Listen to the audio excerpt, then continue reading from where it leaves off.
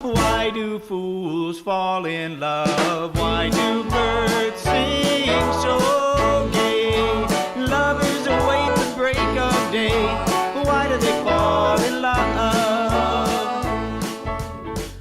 Welcome to the Car Guy channel. I say it all the time, every week, every show, because we're excited about everything we do. We got a fantastic show. We got a show about a 1959 Buick 225 Electra that we just finished this project on, and I'm telling you, I think the car turned out absolutely spectacular. This thing here, nickname of the car is called Black Beauty, and of course, we're going to let you guys and gals know what the Electra 225 means. So, sit down, get yourself a cold one, and enjoy the show. Why? Tell me why.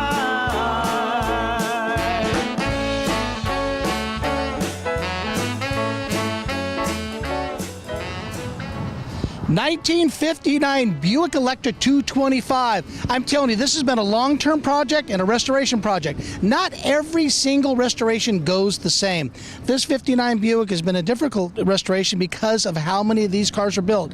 The Electra 225 was less than 5,500 cars total in the convertible line. So a lot of parts are specified for a convertible only, made this restoration very difficult. Challenging, but I'm telling you, when you look at it, does this feel pretty good? Bob's been a very patient client to get this car here done, and we did this car in kind of different levels. This was not a complete frame-off restoration because the cost of doing restoration today is absolutely crazy. We try to keep it down to a minimum. We do got to think of the checkbook now and then, but Bob has been great about this restoration, and I'm telling you, this car shows it fantastic. 1959 Buick Electra 225, and we're going to go over what 225 stands for. Hang in there. These cars were expensive in their day. This car here sold brand new in 1959 for just a tad around $5,500. Now that's a lot of money back then, $5,500, because the Electra 225 was the high-end Electra model of the Buick line. Now the Electra 225 means 225 inches. Just to give you guys an idea, and gals, about your garage space, that's 18.5 feet. That's how long this car is. But that's the way they built them in 1959, with fins and headlights, a big grille. This grille is synonymous. This is the first year of this particular body style. They only ran this for just a couple of years with this styling on what Buick did, and I'm telling you, it's iconic and it's definitely Americana.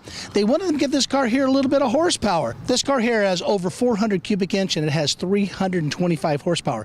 It's a great runner with a 4-barrel carburetor, and these right here had a Dynaflow transmission, twin turbine, 3 turbine, and the automatics. They were just great to drive. Now when you start one up, we'll go through how that works. There is no key startup in this car. It's all done by the gas pedal. And some great ideas that they went ahead and had. The convertibles themselves only had the option really with leather seats. It was the only convertible option for Buick line to actually have leather seats in them. The options were pretty much all over the map. You got power seats, you got power windows, and this car happens to have power seats, power windows, power steering, power brakes. It pretty much has it all. This came from the factory with factory dual exhaust. The one thing it didn't have from the factory was these wire wheels. So these were optional really by the dealers. So we're going to go over these right here. These are a Kelsey Hayes reproduction that we went ahead and got out of Coker.